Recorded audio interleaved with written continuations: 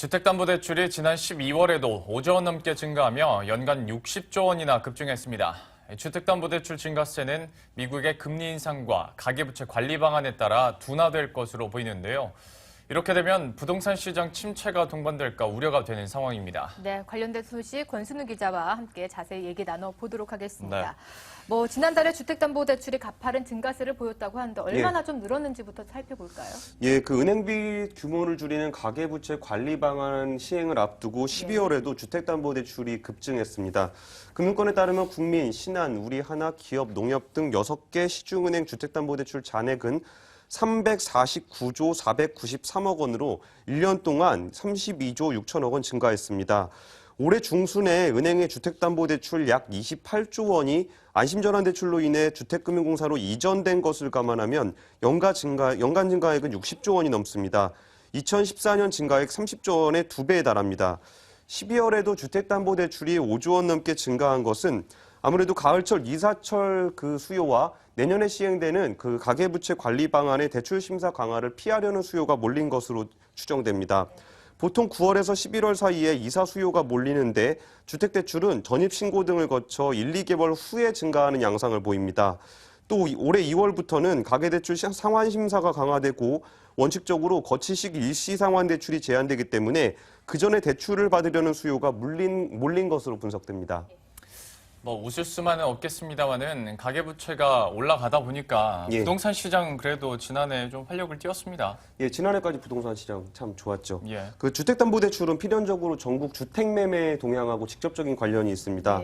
지난해 전국 주택거래 매매 거래량은 111만 3,691건으로 전년 100만 건보다 무려 18%나 증가했습니다. 2006년 통계를 집계한 이후에 최대치입니다. 그리고 주택 매매 가격도 많이 올랐는데 KB 주택가격 동향에 따르면 2015년 전국 주택 매매 가격은 전년 말보다 4.42%가 올랐습니다. 2014년에 2.1% 오른 것에 비해서는 가파른 상승세입니다. 주택 거래량이 활성화된 것은 아무래도 주택 전세 가격이 급등하면서 세입자들의 수요가 매매 수요로 옮겨갔기 때문인데요. 전세 가격은 전국 주택 종합회로는 5.56% 올랐고 서울 아파트의 전세 가격은 10% 가까이 올랐습니다. 금융위기 이후에 침체됐던 부동산 시장은 지난해 가계부채 증가와 함께 활기를 띄웠습니다. 네, 가계부채 증가 추이나 부동산 거래 추이나 좀 비례로 움직이고 있는 것 같습니다.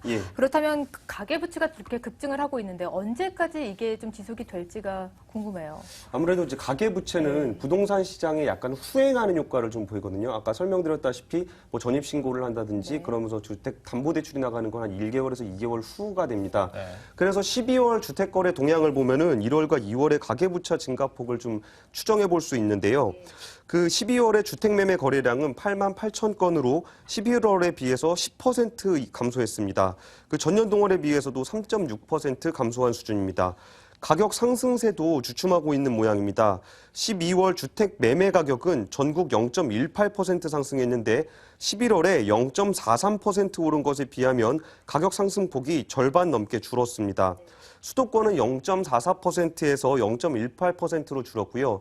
지방은 0.3%에서 0.1%로 상승세가 둔화됐습니다.